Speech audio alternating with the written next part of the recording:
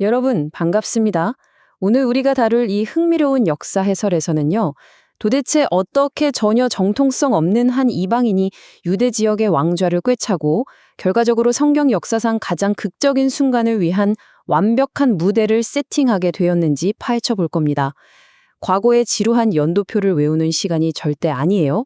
권력과 음모, 그리고 그 이면에서 조용히 움직이는 놀라운 섭리에 관한 아주 생생한 이야기입니다. 바로 시작해보죠. 이 이야기를 시작하면 가장 먼저 드는 의문이 하나 있죠.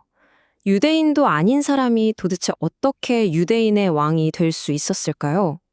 이 미스터리를 풀려면 로마 제국과의 아주 은밀한 뒷거래, 핏빛으로 물든 왕조 내전, 그리고 왕좌를 차지하고도 내내 그를 옥죄었던 엄청난 정체성의 위기라는 드라마틱한 사건들을 반드시 짚고 넘어가야만 합니다. 자, 1부 이방인의 야망입니다. 모든 권력욕의 씨앗이 된 헤롯 가문의 뿌리부터 한번 살펴볼게요.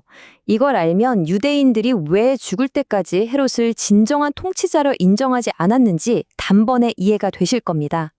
헤롯의 아버지인 안티파테르는 이두메, 그러니까 에돔 사람이었어요.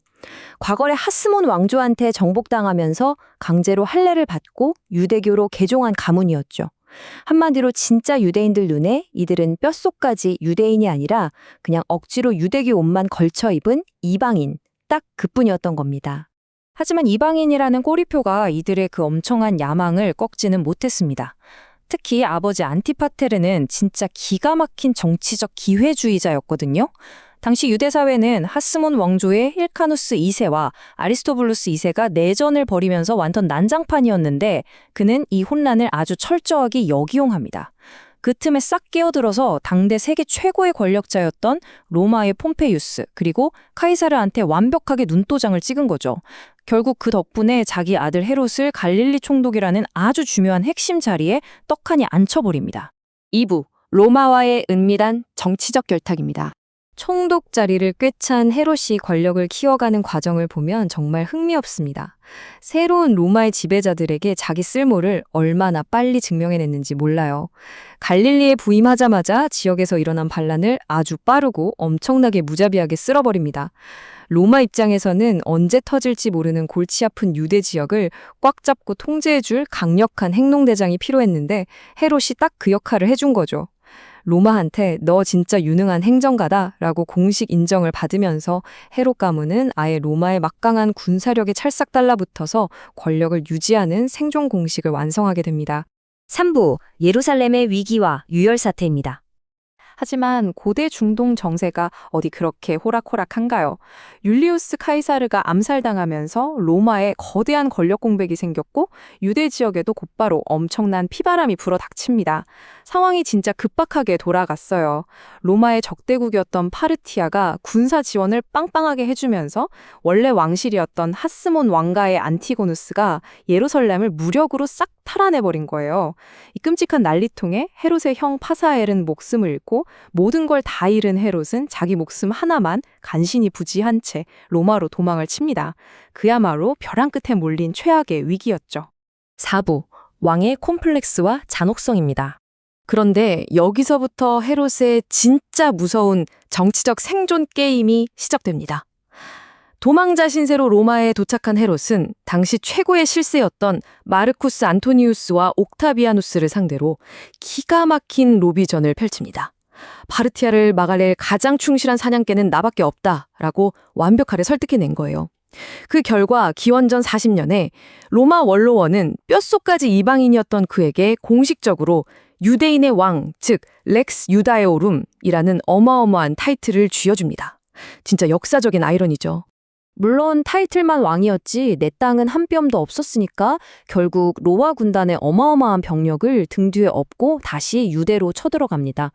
그리고 장장 3년이라는 긴 시간 동안 영토를 차지하기 위해 정말 잔혹하고 끔찍한 피해 전쟁을 벌입니다. 마침내 기원전 37년 헤롯은 예루살렘을 함락시키고 안티고누스를 처형하면서 하스몬 왕조의 숨통을 완전히 끊어버리죠.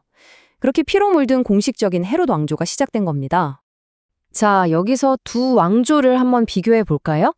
백성들의 절대적인 지지를 받았던 진짜 정통성 있는 하스몬 왕조와 비교하면 헤롯은 그냥 외세의 칼날, 즉 로마의 군사력에만 기대서 아슬아슬하게 유지되는 끔찍한 가짜 왕이었어요. 유대 백성들이 그를 얼마나 혐오스러운 불청객으로 쳐다봤을지 굳이 말 안 해도 대충 짐작이 가시죠? 문제는 백성들의 이 차가운 시선이 헤롯 본인에게도 평생 씻을 수 없는 치명적인 콤플렉스였다는 겁니다. 정통성이 없다는 이 콤플렉스를 어떻게든 덮어보려고 하스몬 왕가의 공주 마리암네와 정략 결혼까지 하면서 억지로 왕실 핏줄을 수혈받으려고 했지만 마음속 깊은 곳의 그 지독한 불안감은 도무지 채워지지가 않았습니다. 언제 내 권력을 뺏길지 모른다는 끔찍한 피해망상, 그리고 권력에 대한 미친 듯한 집착이 결국 그의 이성을 완전히 마비시켜버렸죠. 결국엔 자기가 그토록 원했던 왕실 핏줄인 아내 마리암네는 물론이고 장모, 심지어 자기 친아들들까지 싹 다 잔혹하게 처형해버리는 비극을 저지르고 맙니다. 자, 여기까지 오면 끔찍한 피비린내만 남는데요. 여기서 잠시 숨을 고르고 한 걸음 더 깊이 들어가 보겠습니다. 개혁주의 청교도 신학의 관점에서 보면 도대체 왜 이런 잔혹하고 편집증적인 정치적 상황이 역사의 귀시짬에 꼭 필요했던 걸까요? 5부, 참된 왕을 위한 무대입니다. 앞서 우리가 본 인간의 탐욕으로 얼룩진 이 어두운 시대는 결코 역사에서 우연히 일어난 막장 드라마가 아니었습니다. 이건 사실 성경에서 말하는 때가 찼다. 즉, 하나님의 거대한 섭리의 시간이 마침내 임박했다는 것을 아주 선명하게 보여주는 거대한 알람 소리였습니다. 창세기 49장 10절의 말씀이 이걸 완벽하게 설명해 줍니다. 정통성이 눈꼽만큼도 없는 이두메인 헤롯이 왕좌에 앉았다는 건 이스라엘을 다스리는 왕의 지팡이가 실질적으로 유다 지파의 손에서 완전히 떠났다는 걸 의미했어요. 다시 말해 구약 성경이 그토록 오래 약속해온 실로, 그러니까 진짜 메시아가 오실 타이밍이 바로 코앞까지 다가왔다는 결정적인 신호였던 겁니다. 여기서 우리는 정말 기가 막힌 대비를 보게 됩니다. 권력에 미쳐서 자기 핏줄까지 죽여버리던 폭력적이고 잔혹한 가짜 왕 헤롯의 모습은 이제 곧 역사의 무대 한가운데로 걸어 들어오실 예수 그리스도의 영적인 권위, 그리고 그분이 가져올 완벽한 평화를 상상할 수 없을 만큼 극명하게 돋보이게 만들어줍니다. 잔혹한 가짜 왕의 통치가 역설적이게도 참된 평화의 왕을 맞이할 가장 완벽한 짙은 어둠의 배경이 되어준 셈이죠. 결국 이렇게 보면 헤롯이 자기 야망을 채워보겠다고 그렇게 잔인하게 사람을 죽이고 어마어마하게 화려한 건축물들을 지으면서 온갖 발버둥을 쳤지만 그는 그냥 하나님의 거대한 섭리 안에서 진짜 왕이 오실 지정학적 무대를 세팅하기 위해 아주 잠깐 사용된 임시 도구에 불과했던 겁니다. 자기의 그 쓰임새가 다 끝나자마자 그냥 역사의 뒤안길로 영영 허무하게 사라져버린 거죠. 오늘 해설을 마무리하면서 여러분께 아주 흥미로운 질문을 하나 던지고 싶습니다. 만약 인류 역사상 가장 무자비했던 가짜 왕의 권력욕조차도 사람들이 전혀 눈치채지 못하는 사이에 인류의 가장 위대한 희망을 준비하는 데 완벽하게 쓰임받았다면 어떨까요? 그렇다면 오늘날 우리가 살아가면서 매일 마주하는 이 복잡하고 어지러운 역사와 사건들 이면에는 과연 어떤 놀라운 섭리와 거대한 설계가 조용히 완성되어 가고 있는 걸까요? 오늘 제가 준비한 해설은 여기까지입니다. 이 여운이 남는 질문에 대해 한 번쯤 깊이 생각해 보시길 바라면서 저는 다음 시간에 더 흥미로운 내용으로 돌아오겠습니다.